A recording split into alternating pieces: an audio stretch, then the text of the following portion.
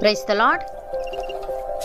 ఈరోజు దేవుని వాగ్దానము, తన మనస్సును నమ్ముకొనువాడు బుద్ధిహీనుడు, జ్ఞానంగా ప్రవర్తించువాడు తప్పించుకొనును.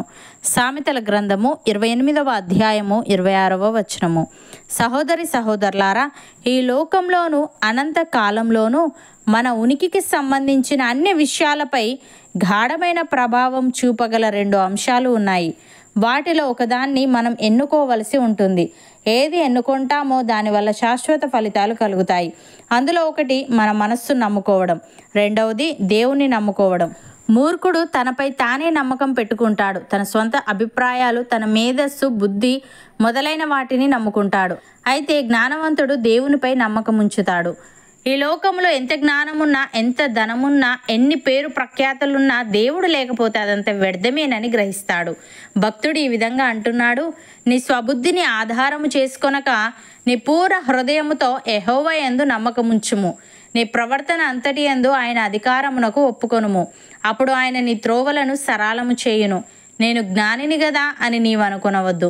యెహోవా యందు భయభక్తులు కలిగి చెడుతనము విడిచిపెట్టుము. అప్పుడు నీ దేహమునకు ఆరోగ్యమును, నీ ఎముకలకు సత్తువయు కలుగును అని. ప్రియులారా, జీవార్థమైన ఉపదేశమును అంగీకరించువానికి జ్ఞానుల సహవాసము లభించును. శిక్షనొందనొల్లని వాడు తన ప్రాణమును తృణీకరించును.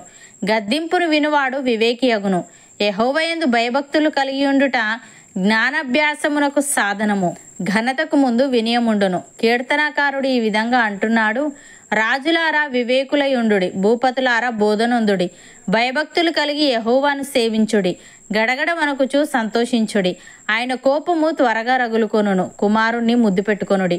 లేని ఎడల ఆయన కోపించును. అప్పుడు మీరు త్రోవ తప్పి నశించెదరు. ఆయనను ఆశ్రయించు వారందరూ ధన్యులు అని. ప్రియులారా, రాజుల సముఖము నుండి అనాలోచనగా వెళ్ళకుడి. వారు తాము కోరినదెల్లా నెరవేర్చుదురు గనుక దుష్కార్యములో పాలు పుచ్చుకొనకుడి. రాజుల ఆజ్ఞ అధికారము గలది. నీవు చేయు పని ఏమని రాజుతో చెప్పగలవాడెవడు? ధర్మమును ఆచరించు వారికి కీడేమీ సంభవింపదు. సమయము వచ్చుననియు న్యాయము జరుగుననియు జ్ఞానులు మనస్సును తెలుసుకొందురు. అపోస్తలుడైన పేతురు ఈ విధంగా అంటున్నాడు: ప్రభు దినము దొంగ వచ్చినట్లు వచ్చును. ఆ దినమున ఆకాశములు మహాధ్వనితో గతించిపోవును. పంచభూతములు మిక్కటమైన వేండ్రముతో లయమైపోవును. భూమియు దాని మీదనున్న కృత్యములను కాలిపోవును. ఇవన్నీ ఇట్లు లయమైపోవునవి గనుక ఆకాశములు రవులుకొని లయమైపోవునట్టు, పంచభూతములు మహావేంద్రముతో కరిగిపోవునట్టు దేవుని దినపు రాకడ కొరకు కనిపెట్టుచు దానిని ఆశతో అపేక్షించుచు మీరు పరిశుద్ధమైన ప్రవర్తనతోనూ భక్తితోనూ ఎంతో జాగ్రత్త గలవారై ఉండవలెను. ఆయనను మనం ఆయన వాగ్దానమును బట్టి క్రొత్త ఆకాశముల కొరకును క్రొత్త భూమి కొరకును కనిపెట్టుచున్నాము.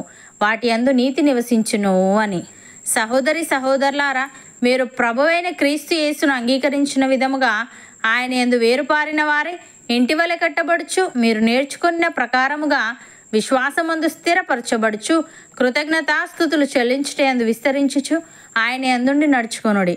ఆయనను అనుసరింపక మనుష్యుల పారంపర్యాచారమును అనగా ఈ లోక సంబంధమైన మూల పాఠములను అనుసరించి మోసకరమైన నిరర్ధక తత్వజ్ఞానము చేత మిమ్మును చెరపట్టుకొని పోవువాడెవడైనా ఉండునేమో అని జాగ్రత్తగా ఉండుడి. ఏలయనగా దేవత్వం యొక్క సర్వ పరిపూర్ణత శరీరముగా క్రీస్తునందు నివసించుచున్నది. మరియు ఆయన యందు మీరును సంపూర్ణులై ఉన్నారు. ఆయన సమస్త ప్రధానులకును అధికారులకును శిరస్సై ఉన్నాడు. అవును అన్నవారు నాతో పాటు ప్రార్థనలో ఏకీభవించండి. పరిశుద్ధుడా, ప్రేమగల తండ్రి, తన మనస్సును నమ్ముకొనువాడు బుద్ధిహీనుడని, జ్ఞానంగా ప్రవర్తించేవాడు తప్పించుకొనునని నీవు తెలియజేశావు. తని నీకు స్తుతులు.